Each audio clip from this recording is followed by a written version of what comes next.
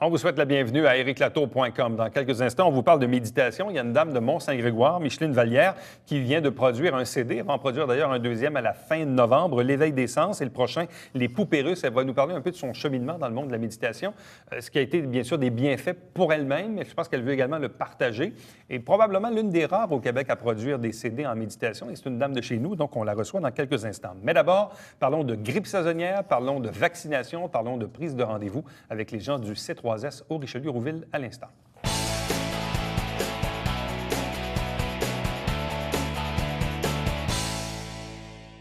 Quand on est à la fin octobre, début novembre, c'est le temps de parler de grippe saisonnière, parler également de vaccination. Il y a des publics qui sont particulièrement ciblés. Trois invités pour nous en parler. D'abord, Guylaine Trudel, qui est chef d'administration de programme au C3S. Bonsoir. De même que Guylaine Auger, coordonnatrice des programmes de santé publique, santé au travail. Bonsoir à vous. Bonsoir. De même que Julie Pinsonneau, qui est agente d'information au C3S au Richelieu-Rouville. Bonsoir et bienvenue. Bonsoir, merci. La vaccination, évidemment, c'est un moment important. Je le disais tantôt, pour des clientèles cibles. C'est un peu ma première question. Ça vise qui? Pour cette année encore, c'est la même population qu'on vise que celle de l'année passée, c'est-à-dire les groupes de 6 à 23 mois. Ceux qui souffrent de maladies chroniques, notre clientèle de plus de 60 ans, et ainsi que les personnes qui sont en contact avec nos groupes les plus vulnérables, ainsi que les femmes enceintes. Bon. Quand vous parlez des personnes qui sont en contact avec d'autres, de quelle façon peut-on, je dirais, baliser ce qui peut être une probabilité de transmission ou non? Je donne un exemple. Si je sais, moi, que, je sais pas, moi, je fréquente quelqu'un qui a une maladie chronique, mais que je le vois une fois par mois, ça vaut la peine de me faire vacciner? Ou si je le vois tous les jours ou à toutes les semaines, de quelle façon on peut mesurer, disons, l'exposition à quelqu'un qui est dans la clientèle ici? Là? Nous, du moment qu'on est en contact avec la personne, nous, on va autoriser la vaccination là, dans nos centres. Ah oui? Parce que la personne qui souffre de maladies chroniques est beaucoup plus vulnérable que la personne dans la population de façon générale. Et les conséquences sont relativement importantes pour ces gens-là. Fait que c'est sûr que nous, en termes d'établissement, on préconise la vaccination. Là. Bon. Quand on parle de grippe saisonnière ou on parle de souche, est-ce qu'on connaît déjà la souche qui va un peu nous affliger ici, là, Pas vraiment pour le moment. OK? On fait toujours des tests là, quand ils font la préparation des vaccins. Ils la préparent toujours sur l'année précédente, les souches qui ont circulé. Puis à ce moment-là, le vaccin se fait et se prépare en fonction de tout ça.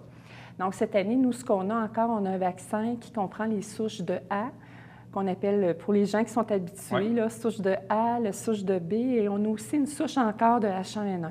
Ah oui? Oui. Qui est prévue, donc, dans le vaccin de cette année? Oui, qui est prévu dans le vaccin de cette année. Bon. Madame Auger, c'est quoi l'importance? Parce que la vaccination, c'est un effet de masse, principalement, c'est un peu ça. Sans faire une image, là, mais demain matin, il n'y a plus de vaccination. Il se passe quoi dans la société? Là? Les conséquences des maladies vont être beaucoup plus grandes. Les effets sur la santé, dans le fond, les personnes qui sont vulnérables, comme Mme Trudel disait tantôt, les personnes qui sont vulnérables vont avoir plus de risques de développer des problèmes de santé plus rapidement, des pneumonies, d'être hospitalisées et donc, à ce moment-là, d'avoir plus de conséquences. La vaccination nous permet, dans certains cas, elle nous a même permis d'éradiquer certaines maladies dont on ne parle presque plus. Là. Donc, plus on va avoir de vaccination, de pourcentage de population de gens qui vont être vaccinés, plus on va limiter la propagation de la maladie. Donc, l'importance d'avoir un taux de couverture vaccinale, comme on dit, qui est assez élevé, va nous permettre d'éviter que la population soit plus malade et que ça diminue donc les conséquences. Pourquoi, dans le cas de la grippe, doit-on se faire vacciner sur une base annuelle? Toujours pour le public cible, on s'entend, là. Mais pourquoi on est obligé de répéter? Les virus changent d'année en année. Ce ne sont jamais les mêmes virus qui sont là. Donc, à ce moment-là, c'est comme un renouveau cyclique. Les virus reviennent d'année en année. Et il y a des variantes d'année en année. Et c'est pour ça qu'on doit avoir des nouveaux vaccins à chaque année. Julie Pinsonneau, de quelle façon les gens peuvent-ils soit prendre rendez-vous, obtenir de l'information, soit via le web ou via la ligne téléphonique? De quelle façon les gens peuvent-ils obtenir cette information? Bien, en fait, on a un site web qui s'appelle www.infogrippe.qc.ca. Toute l'information est sur le site.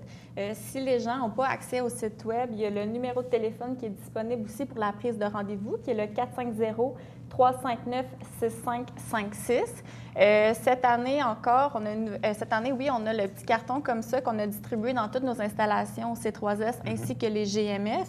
Donc, les gens, dès qu'ils ont un rendez-vous dans nos installations, on leur remet automatiquement ce carton-là. Et puis, toute l'information est écrite au verso. Puis la grande nouveauté cette année, c'est vraiment la carte de propagation de la santé dont on est très fiers parce que cette année, on était sur le comité à l'Agence de la santé et des services sociaux. Les 5 premières personnes qui vont recevoir le vaccin cette année, on va leur remettre cette carte-là et puis on les invite à poser leurs initiales et à faire une espèce de données au suivant. Donc, de donner la carte à quelqu'un de leur entourage. C'est pour ça qu'on a écrit « Je suis vacciné, j'ai pensé à toi ». Je me suis fait vacciner, puis j'ai pensé à ma mère diabétique, à mon père cardiaque, ou peu importe. Donc, on veut vraiment créer une grande chaîne de propagation, puis on voulait vraiment faire une campagne sous un angle positif et non négatif. Bon, puis je le dis dans le cas du site web parce que l'adresse, c'est infogrippe.qc.ca. Plusieurs pensent que c'est une adresse nationale. Alors, vous avez probablement été très chanceux quand vous avez acheté le nom de domaine il y a quelques années. Je pense que c'était dans la vague de H1N1. Exactement. Donc, infogrippe.qc.ca, c'est un site web, mais local et régional pour les besoins du C3S. Ouais. Donc, on parle des bébés de 6 à 23 mois. Pourquoi la clientèle des bébés? Pourquoi la clientèle des bébés? C'est parce qu'au niveau des études, c'est éprouvé qu'eux étaient plus vulnérables au niveau de l'immunité. Donc, on a choisi ce groupe-là. Nous, en tant que tel, on répond là, aux demandes de l'agence, là, particulièrement. C'est eux qui nous amènent les groupes cibles puis qui nous ciblent la population la plus vulnérable. Là. Bon, quand on parle de maladies chroniques, bon, c'est quoi? C'est des cas d'asthme, des cas de cancer? Oui, les cas d'asthme, les cas de cancer, les cas... Diabète, on va avoir aussi les gens qui connaissent aussi qui ont une immunosuppression en lien avec les cas de cancer aussi.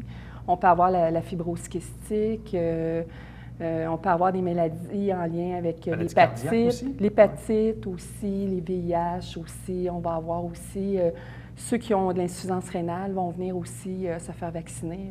C'est quand même relativement large, là, les gens. Mais si les gens se posent des questions en lien, est-ce que je suis ciblée par les maladies chroniques ou quoi que ce soit? Moi, je les invite, les gens, à consulter notre site Infogrippe. Là, il est vraiment bien fait, puis il répond bien à de multiples questions en lien avec les maladies chroniques. Bon, vous avez également donc les 60 ans et plus, parce que les personnes plus âgées sont plus vulnérables. Oui. Les conséquences sont plus grandes pour les pneumonies et tout ça. Je vous dirais que le fait d'avoir une maladie chronique, souvent les gens vont se percevoir en santé, bien qu'ils aient une maladie chronique. Donc, c'est pas dire qu'ils sont tout le temps malades, mais c'est qu'ils sont plus vulnérables s'ils contractent l'influenza d'avoir des conséquences plus grandes. Donc, la difficulté de remonter, entre guillemets, là, de l'exposition, ça va être plus important. C'est pour ça que, dans le fond, même si les gens se disent « je suis en bonne santé, mais j'ai un problème cardiaque, mais je suis en bonne santé », je suis quand même dans la clientèle qui est plus vulnérable de développer des complications. Et les femmes enceintes également font partie du groupe qui peut avoir une immunité, peut-être un peu plus réduite, c'est ça? Un système immunitaire un peu plus réduit? Non, c'est vraiment, il est ciblé vraiment comme un groupe à risque, là, en termes considérant qu'ils sont dans une phase là, en grossesse, là, les femmes enceintes. Ils sont vraiment considérés à ce moment-là. Puis on invite vraiment la fratrie aussi là, à se faire vacciner autour de la femme enceinte. Lorsqu'une femme est enceinte, l'entourage est encouragé à le faire. Parce que souvent, elle est entourée d'enfants aussi, hein? Donc, qui sont ciblés par le groupe aussi 6-23 mois. Madame Auger, je ne sais pas si vous avez les chiffres en tête, mais je ne sais pas, l'an dernier ou dans les années précédentes, ici sur le territoire, on peut vacciner combien de personnes par année? L'an passé, on a vacciné plus de 33 000 personnes sur le territoire ici. 60 de ces gens-là ont été vaccinés par le C3S, mais il y a aussi la vaccination qui se fait dans les cliniques médicales, dans les pharmacies. Donc, c'est quand même un bon nombre de personnes important. Sur le territoire aussi, on a augmenté par rapport à l'année précédente. Plus de 5 on a une augmentation de au moins 5 dans tous nos groupes cibles, que ce soit nos travailleurs de la santé, les enfants, les personnes vulnérables aussi, et les personnes en contact aussi. C'est là qu'on a eu le plus d'augmentation l'an passé. Tantôt, Julie disait, on a orienté la campagne de promotion de façon plus positive, et on l'a aussi orienté sur les gens qui sont de l'entourage, parce qu'on trouvait important que la personne qui est vulnérable, mais tout son entourage soit aussi protégé. Donc, ça évite qu'on on diminue encore plus possible l'exposition. Bon. Comment fonctionne la prise de rendez-vous? Parce qu'à partir du moment où les gens vont sur le web ou ils téléphonent, ou je ne sais pas, est-ce qu'ils peuvent envoyer un courriel aussi pour faire une demande de rendez-vous? Non, c'est pas la méthode qu'on a C'est pas la méthode. Donc, c'est pas la méthode si quelqu'un se sent ciblé puis aimerait donc prendre un rendez-vous chez vous? Bien, en fait, la façon la plus facile, simple et sécuritaire, c'est par le site web qui est sur infogrippe.qc.ca. Il y a vraiment un bouton web qui est écrit « Prendre un rendez-vous en ligne ». Et puis, ça nous dirige vers une plateforme web. À ce moment-là, on va vous demander le lieu de votre vaccination, la date, l'heure. Ce qui est vraiment intéressant aussi avec cette plateforme-là, c'est que vous pouvez prendre des rendez-vous pour toute la famille. Donc, tout le monde est cédulé en même temps. Oui, vous pouvez aller jusqu'à 10 rendez-vous.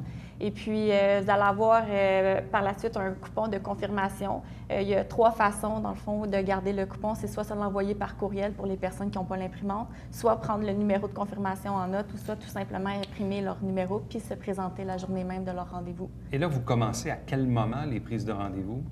La prise de rendez-vous est débutée depuis début octobre, 6 octobre. Et actuellement, on a plus de 7500 rendez-vous de donnés. Et vous commencez quand à le faire 1er la vaccination? Le 1er novembre. 1er novembre, samedi. Habituellement, on y va pratiquement jusqu'à la mi-janvier, mais on répond à la demande de la clientèle.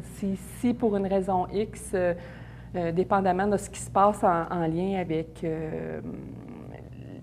la circulation de la grippe sur le territoire, là, on va prolonger le temps de la vaccination. Et quels sont les sites de vaccination pour l'ensemble du territoire? Les sites qu'on a privilégiés cette année, c'est le site Vallée des Phares. Oui. On a aussi le CLSC Richelieu. On a le point de service à Saint-Césaire et on a gardé cette année un point de chute qu'on a au niveau de la colle qu'on a retenu. Également? Oui. Bon.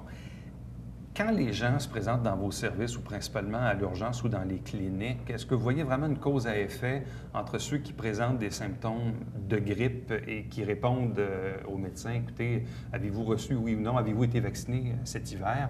Est-ce qu'il y a vraiment une cause à effet entre les gens qui rentrent à l'urgence et qui n'ont pas été vaccinés et qui présentent des symptômes ou des complications liées à la grippe? Il y a eu des études qui ont été faites de façon globale, pas de façon individuelle, mais de façon globale, que oui, les gens qui sont vaccinés se présentent moins à l'urgence pour des raisons de grippe. Les personnes qui utilisent beaucoup les services, qui sont souvent hospitalisés ou qui ont des longs séjours, s'ils sont vaccinés, vont avoir moins d'utilisation. L'année passée, on a fait un exercice, une expérience. Là, on était ce qu'on appelle, c'est une intervention en amont. On a appelé directement 50 usagers qui avaient bénéficié de services à l'urgence en lien avec des problèmes respiratoires. Et on les a tous fait faire la vaccination ainsi qu'à leur entourage. Et quand on a fait l'analyse de cette clientèle-là, on s'est rendu compte qu'il y avait une réduction importante en termes d'utilisation de l'urgence et des hospitalisations, pratiquement de 50 %. Dernière question, parce que je sais que la vaccination, ça ne fait pas toujours l'affaire de tous. Il y en a qui sont un peu plus sceptiques. C'est quoi les effets secondaires ou les risques? Les effets secondaires, de façon majoritaire, je vous dirais, c'est plutôt un effet secondaire de type plutôt local. OK? Mm-hmm. C'est-à-dire qu'on va avoir une petite douleur, une petite inflammation. Majoritairement, c'est ça. Dans les cas plus exceptionnels, quand on a des cas de fatigue extrême ou quoi que ce soit, où on pense qu'on a développé une grippe, nous, on intervient à ce moment-là, puis on va faire une analyse au niveau de l'agence pour voir s'il y a une relation de cause à effet entre le vaccin et la période où les symptômes sont apparus. Mais sur les 33 000 que vous avez vaccinés l'année passée, est-ce qu'il y a eu 1, 2, 3 ou 4 cas de problématiques? Non, je vous dirais que c'est même pas à la hauteur de 1 %. Là. Bon, ça peut rassurer les gens. Oui. Donc, infogrippe.qc.ca, 359-65-56. Merci beaucoup. Merci. Merci. Restez avec nous au retour, on vous parle de méditation.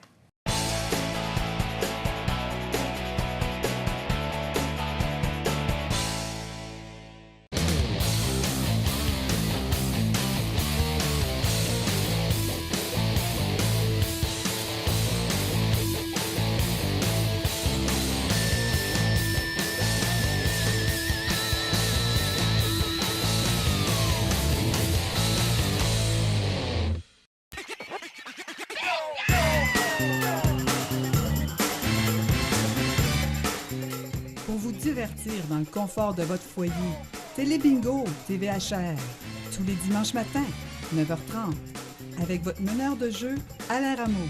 C'est un rendez-vous.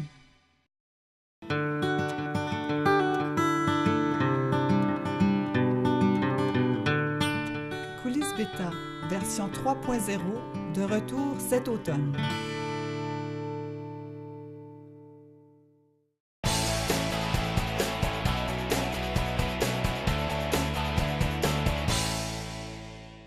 On vous parle maintenant de méditation, de conscientisation. Hein, c'est difficile à dire. On en parle avec notre invitée, Micheline Vallière. Bonsoir et bienvenue. Bonsoir. Est-ce que ça fait longtemps que vous faites de la méditation? Oui, plus de 20 ans. Plus de 20 ans à cause d'une maladie d'hyperventilation qui a été diagnostiquée par le médecin. J'ai commencé à décider de me trouver des moyens pour relaxer, pour méditer, pour ensuite être capable d'être un peu mieux dans ma peau, être plus calme, travailler là-dessus. Puis, en méditant, je me suis rendu compte que ça m'apportait justement un bien-être grandiose, grand, parce que ça me donnait la chance d'être plus harmonieuse avec moi-même. Bon, de là à faire de la méditation chez soi, oui. Pour une problématique que vous aviez, c'est une chose. Oui. De là à prendre la décision de la partager, oui. de faire des groupes, de lancer donc des CD, notamment celui-ci, qui est l'éveil des sens. Oui. Puis également, vous en sortez un autre à la fin du mois, qui est les poupées russes. Oui. Donc, expliquez-nous un peu la démarche qui vous a amené vers le fait de partager un peu votre savoir. OK. C'est qu'à la suite de mon parcours, quand j'ai décidé de commencer à prendre soin de moi, je suis allée faire des cours en formation d'adultes pour vivre en harmonie, apprendre des choses qui me donneraient la chance d'être plus calme. Ensuite de ça, j'ai rencontré des gens et puis j'ai assisté moi-même à des cours, j'ai participé à des cours de croissance personnelle pour apprendre à me connaître. Puis à travers ces cours-là, j'ai appris à méditer. Puis, à travers la respiration, j'ai appris à devenir de plus en plus calme. Et par la suite, avec les cours que j'animais, c'est sûr que là, j'ai rencontré des gens où ils me disaient « C'est intéressant ce que tu fais, ce serait le fun que tu pourrais le partager avec d'autres. » C'est comme ça que c'est venu. C'est à la suite de quelqu'un qui me disait « Bien, gars, c'est intéressant ce que tu fais, puis on aimerait ça savoir un peu des méthodes pour pouvoir apprendre à méditer. » Bon. L'éveil des sens, qui est celui qu'on a ici, et vous parlez dans le fond d'un peu de 4 étapes. Vous parlez de l'éveil, le chemin vers le bien-être, l'espoir et ensuite la gratitude à travers mes sens. Donc pour vous, si on y va par étapes, l'éveil pour vous, c'est quoi? Un éveil, c'est simplement apprendre à montrer aux gens qu'une méditation, c'est pas sorcier, c'est pas quelque chose qui est épeurant, c'est quelque chose qui fait simplement, qui est en contact avec nous, mais c'est par une respiration. Donc, l'éveil, c'est de se conscientiser qu'à travers notre propre respiration, on peut s'éveiller à quelque chose qui est plus calme. Donc, ça fait partie d'une petite méditation qui emmène les gens à simplement prendre juste le temps de respirer. Là, les gens qui écoutent le CD, qu'est-ce qu'ils entendent? Ils entendent une musique de fond? Est-ce qu'ils vous entendent parler? Oui, les deux, exactement. Il y a une musique de fond et moi, je guide la méditation. Au travers de la petite musique qu'on entend. Exactement, c'est ça. Puis là, les gens peuvent avoir le plaisir de se recentrer. Bon, la musique vient d'où? C'est quoi la musique? La musique, c'est une musique de détente. C'est Stéphane qui l'avait fait, puis c'est une musique qui t'amène à relaxer. C'est pour apprendre à vivre plus calmement, puis tout ça. Bon. Deuxième étape, le chemin vers le bien-être. Oui. Toujours dans l'action de faire la méditation, c'est ça? Oui. Puis c'est une méditation qui est encore un petit peu plus... je pourrais vous dire que c'est comme un chemin qui t'emmène vers la conscientisation de tes chakras, on va dire ça comme ça, parce que c'est des couleurs. Par les couleurs que je t'emmène à visualiser une autre forme de méditation, de prendre conscience des états d'être qu'on a. Là, quand on médite, est-ce qu'on est assis, couché, debout, les yeux fermés, les bras dans les airs? Non, mais c'est quoi le... Quand on s'installe, physiquement, on est comment? Bon, La première méditation, l'éveil, justement, ça, je pouvais la faire de n'importe quelle façon, même en marchant, pour montrer, pour montrer aux gens que c'est simplement être conscient de prendre le temps de respirer, de prendre le temps d'être conscient. Donc, en marchant, tu pouvais la faire, celle-là. Mais les autres, par la suite, les 3 autres, je conseille de fermer les yeux. Parce que à ce moment-là, tu es plus à l'écoute de ton intérieur.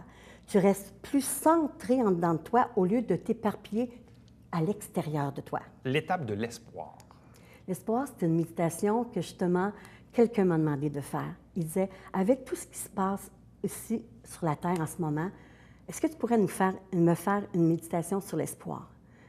Puis, c'est une méditation qui est centrée avec la nature, en premier lieu, et que j'ai été guidée pour faire cette méditation-là, pour t'emmener à être calme toi-même au départ.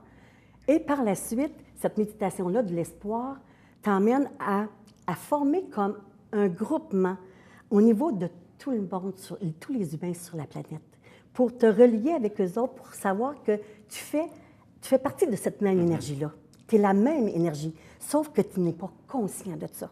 4e étape, la gratitude à travers mes sens. Oui, parce qu'à quelque part, des fois, souvent, on remercie pour des petites choses, mais on ne se rend pas compte qu'à quelque part, souvent, on voit avec la vue. On peut remercier, on voit des beaux choses. Oh, que c'est beau, puis on remercie.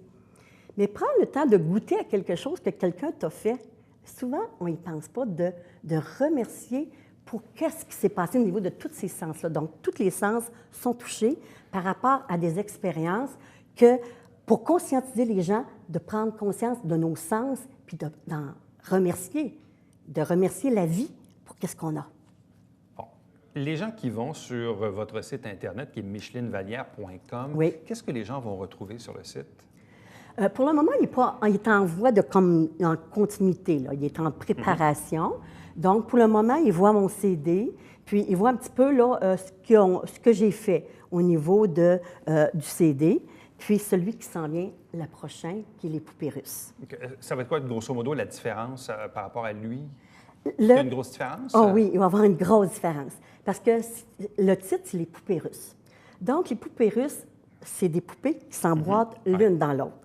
Donc, en dedans de nous aussi, on a plein de facettes au niveau de notre personnalité qui fait en sorte qu'on ne se connaît pas tellement. Donc, dans les poupées russes, ça va être une partie de pouvoir se découvrir à travers chaque poupée que je vais faire découvrir au niveau de certains déséquilibres qu'on a, au niveau de certains rôles qu'on porte pour, mettons, gagner quelque chose sur quelqu'un. On porte des fois le rôle de la parfaite, des fois le rôle de la bonne personne, la culpabilité, la personne qui est toujours coupable, qui se sent toujours coupable. Donc, je vais faire développer ces poupées-là pour qu'ils puissent, elles, se découvrir. Bon, parlez-nous un peu des gens qui vous accompagnent là-dedans, parce que quand on tombe dans le domaine des CD, là, vous avez, les disques Record La Chapelle, vous êtes distribué par Select, bref, expliquez-nous, puis c'est tout un processus là, quand on s'embarque là-dedans. Oui, c'est un processus, mais c'est pas pour rien que j'ai un gérant.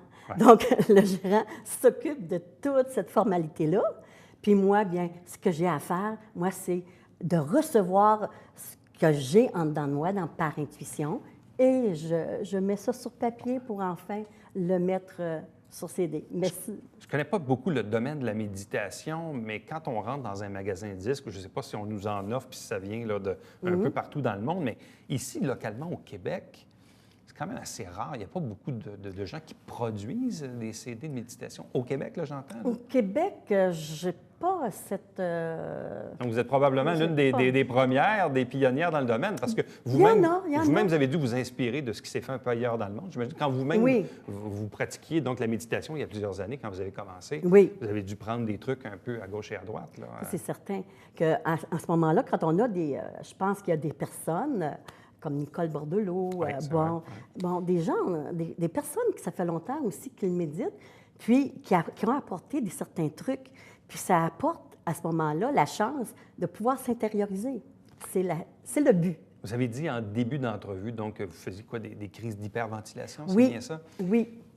20 ans plus tard, avec la méditation, je ne sais pas à combien de fois par semaine vous faites ça ou par mois, je ne sais pas comment ça se compte. Moi, je médite à tous les jours. À tous les jours? Pour moi. Combien de temps?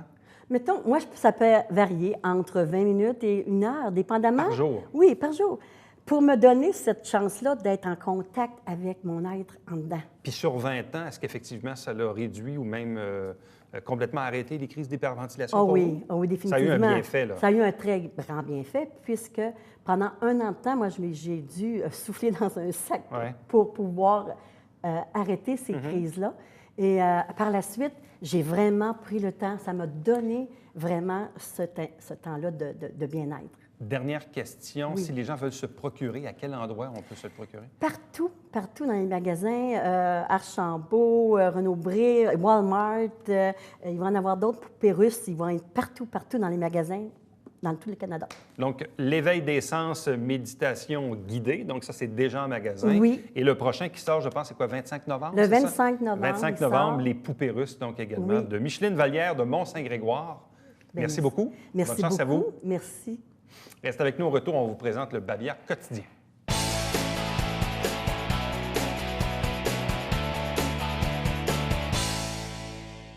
C'est déjà le temps de former vos équipes en prévision de la Guignolée 2014. C'est un appel du Centre d'action bénévole d'Iberville. Pour information, 347-11-72. À chaque semaine, on vous présente des extraits du Conseil de ville. L'émission s'appelle Saint-Jean-sur-Richelieu. Vous avez la grille horaire à l'écran. Également, vous dire qu'à tous les dimanches matins, 9h30, en direct au câble 09, à ne pas confondre avec le 609, c'est le Télébingo avec 3 500 $ en prix, dont la carte pleine qui est à 2 000. Il y a environ une trentaine de dépositaires sur le territoire qu'on diffuse pour acheter les livrets. Donc, allez sur tvhr9.com, vous téléphonez au 358-1912. Pour rejoindre la télé du Richelieu, voici les coordonnées. Pour me joindre directement par courriel, ericlatour@tvhr9.com. Visitez notre site Internet. Également, vous pouvez nous aimer sur Facebook et nous suivre sur Twitter. Et ericlatour.com est diffusé tous les jours de la semaine, lundi au vendredi, 10h, 17h, 23h, 1h30 la nuit. Et on rappelle le dimanche à compter de 16h. À demain. Bye-bye.